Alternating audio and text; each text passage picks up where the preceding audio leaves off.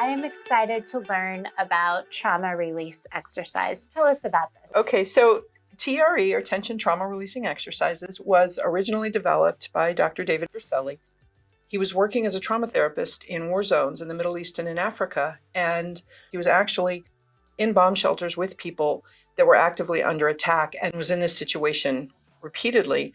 Through this process, he developed TRE to help people to recognize their body's natural mechanism for releasing stress and tension. The process of tremoring and shaking is actually our body's natural way of releasing energy, and it's the second half of the fight or flight mechanism.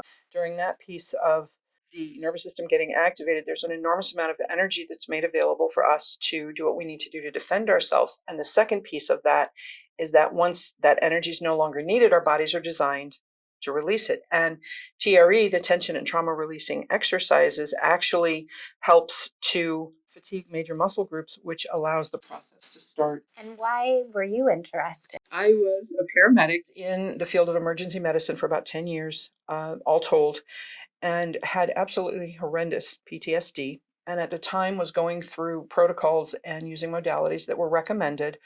And they did help up to a point. I got to a place where I recognized that I wasn't seeing any forward motion as far as healing from all of this. But then in 2013, and this was long after I had left the field of emergency medicine, was at another job, and this was during a month every year that's stress awareness. And so the company was having people available to help give their employees tools for managing stress, and TRE was one of them. And as I was looking through the list of what was available, it stood out to me because it talked about your body's innate ability to release stress and tension naturally. And that just, I was hooked because of my background. I'm like, wait a minute, this is not something that I'm doing, right? I'm not investing energy in this. I'm creating space for my body to do this. And you just needed to learn the process. Exactly. So I went to the class, I learned the process, and then I started noticing that a lot of the symptoms that I had, not being able to sleep, having an exaggerated startle response,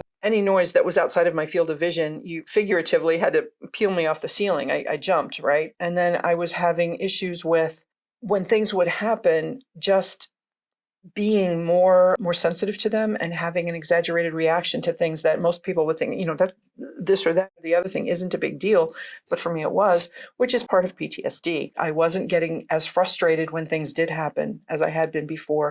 I really wanted to be able to share this with other people because it had helped me. About mid 2018, was certified and started teaching people the process. But the goal of this is that this is something that people can use to manage stress for the rest of their lives. You can do this on your own. And my part in this is helping people to get familiar with the process, get used to the process, and then hold space and support them through anything that, the heavy duty stuff that's typically for most of us is really close to the surface, and supporting them through that.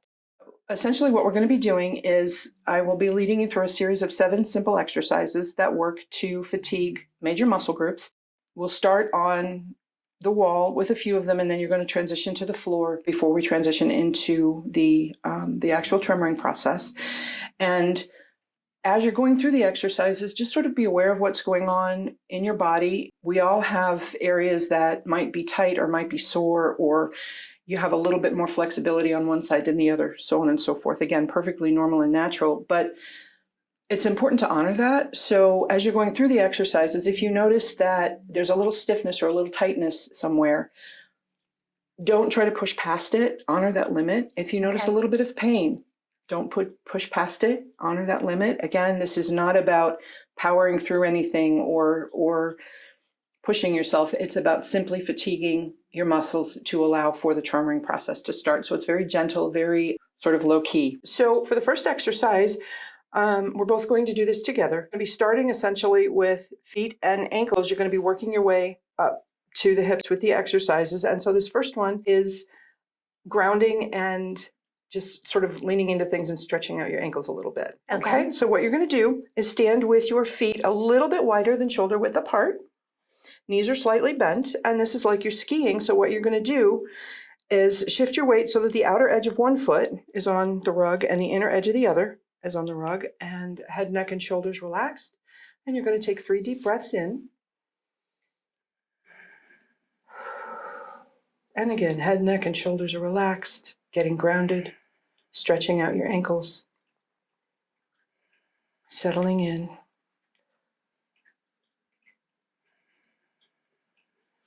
And at the end of that 3rd breath, and don't let me rush you, but at the end of the 3rd breath, you're going to shift your weight to the other side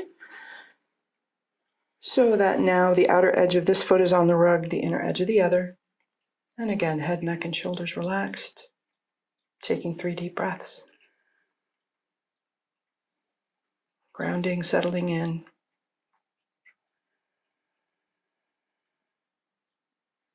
And at the end of the 3rd breath, you're going to shift your weight back again to the opposite side, doing the same thing.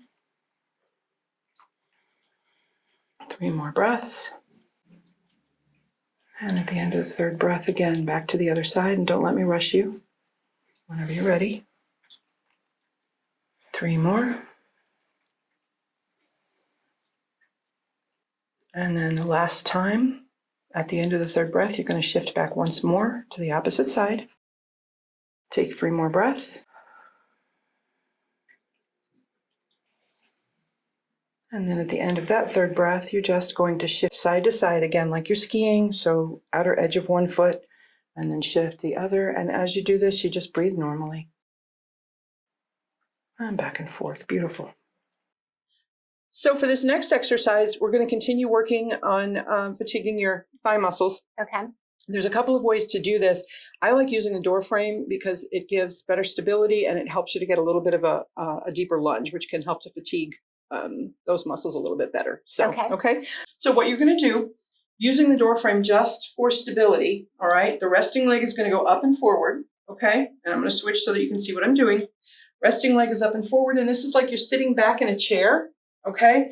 You're going to be using this leg to do all the work. So as you go back, controlled, and then as you're coming up, using this leg, you do want to be mindful that you're using the door frame just for stability. Be careful that you're not using your arms to do the work because you want that thigh muscle to do all of it. Okay. And then the other piece of it, as you're sitting back in this imaginary chair, you want to make sure that, and you can just glance down and I'll be watching as well, that your knee does not go over or in front of your foot. You want to make sure that you're scooted back. Okay. And then same thing, again, you're working to a fatigue level of a 7 on a scale of 1 to 10. 1 being nothing's happening, 10 being really intense. When you reach it on the one side, shake it out and switch. Okay? All right. All right. Let's try this. All right. So what you want to do is maybe take, you know what, that's absolutely enough room. So go ahead and stand back up again for me. And then again, what you're doing is sitting back in a chair, perfect, and then come back up. And if you can imagine that there's a chair with the cushion just out of reach of your bum, so you're scooching back just a little bit, and then stand up, perfect. So for the next exercise, what you're going to do is stand with your legs as wide apart as is comfortable. Okay. Your knees are slightly bent, hinging at the hips. You're going to roll forward, and you'll go to one side or the other. Take 3 breaths. Go to the opposite side, take 3 more, and then you're going to reach through like you're trying to touch the wall behind you. Take 3 more breaths, and then come back to center, get your bearings, and then slowly roll up. Okay. So for the next exercise, I'm going to show it to you, and I'm going to be switching my position so that you can see what I'm doing. When you go through it, you'll just stay put, right? Okay. Exactly. Okay, so what you're going to do, again, your legs are as wide apart as is comfortable.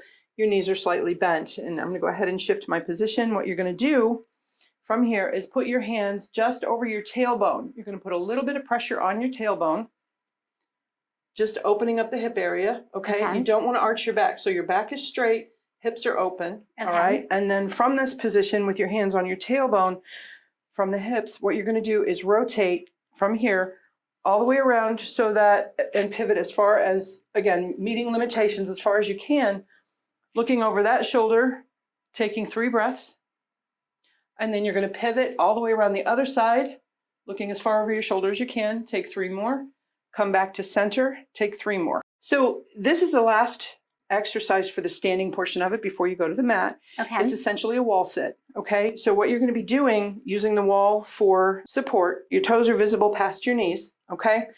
And this exercise is a little bit different than the others you did before in that you're going to be working to a fatigue level of a 5 on a scale of 1 to 10 versus the 7 that you were doing before. And then the other piece of it is that you'll be in this position for about 5 minutes. Sounds worse than it is, I promise.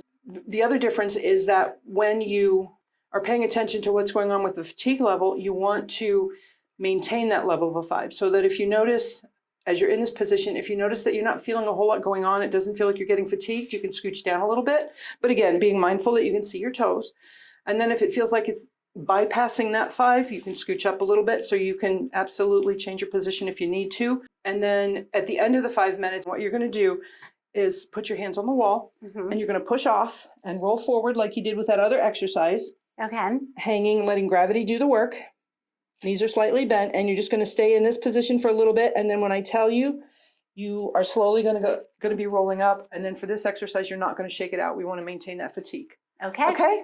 All right. For the last series of exercises, we're going to be doing them on the floor before we go into the tremoring. So what I want for you to do is to place the bottoms of your feet touching together, and your knees are relaxed out, beautiful, and then scooch your heels as close to your tush as is comfortable. Okay. Okay. Arms, shoulders, head and neck are relaxed, and you're going to push your hips up off the floor, and you're going to hold that position. Oh, I'll feel that soon. And any movements that you're noticing in this position, whether it's shaking, trembling, rocking, swaying, bouncing, insert adjective here, again, whatever you're noticing is perfectly wonderful. Okay. And normal. And if you're not noticing something, again, that's also okay. This is completely individualized. And just hold it as long Just as I hold can. it. Well, I'll let you know when to lower, which will be in just a little bit. As you notice, if anything comes up as far as resistance goes, whether it's physically or thought patterns, just acknowledging it and releasing it. Okay. I mean, I'm shaking a little bit. Okay, go ahead and lower your hips to the floor. Okay. Relax your knees. And then you want to keep the bottoms of your feet together, but scooch out maybe an inch right there. Beautiful. Okay. And so now what you're going to be doing with your feet staying in that position, what you're going to do is bring your knees together about 2 inches and just hold it right there. And you can do that now. Perfect. Hold it there. Essentially what you're going to be doing is we're going to be moving your knees closer and closer and closer together, which is going to ramp up some of that fatigue. So go ahead and bring your knees together another 2 inches, again, keeping the bottoms of your feet together. And they're starting to bounce. Yes, I see. Good. Bring your knees together another 2 inches. Again, the bottoms of your feet are still touching. It's a weird sensation to be moving. So yeah, this is a big part of this whole process, is getting used to and not stopping it. Yes, not stopping it, allowing your body to do what it needs to do, and being in a place of trust, right? Okay, so bring your knees together another 2 inches. And then what I want you to do is go ahead and put your feet flat on the floor now with a couple of inches between them. Okay. And this is where the tremoring piece, we just sort of let it play out. It's interesting. It's like a wave. Waves of energy. Mm-hmm. It's still going. And I can see a little bit. So as you're going through the process, I can see it a little bit, but it sounds like there's more It's movement a lot internally, right here. inside your thighs. Yeah.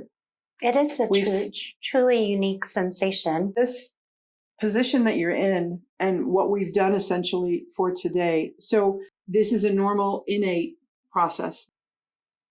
As you start doing this, and as you start doing it on a regular basis, your body sort of gets into this mode of, oh, wow, she's going to let me do this, right? And it comes more easily. You'll notice it sometimes in other parts of your body. And a lot of people can get to the point where they either don't need all of the exercises or they only need a few to get activated. And then I do have some clients who, when they come in, we go straight to the mat and they bypass the exercises. Your body has relaxed into, hey, we're doing this, right? And you don't have to invoke it.